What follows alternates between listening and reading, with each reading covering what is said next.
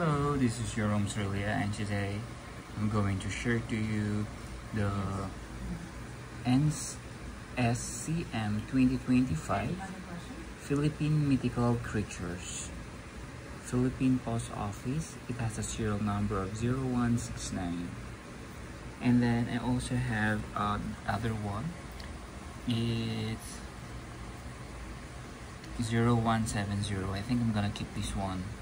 And then the other one, I'm going to share it, or let's say use it.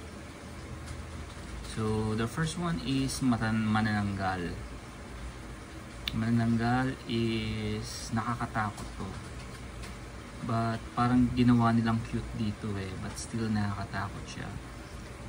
Ay, yung katawan niya nahahati sa dalawa, tapos lumilipad siya. This one is San Telmo. Nung bata kami, tawag namin dito Chamberlain. Diba? Sa gabi, nag-aano siya.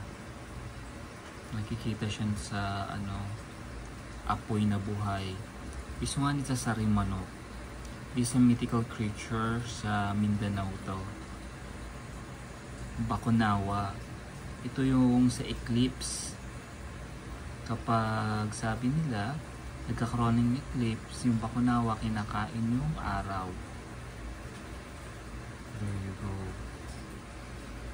Actually, marami siya sa set, pero itatago ko siya.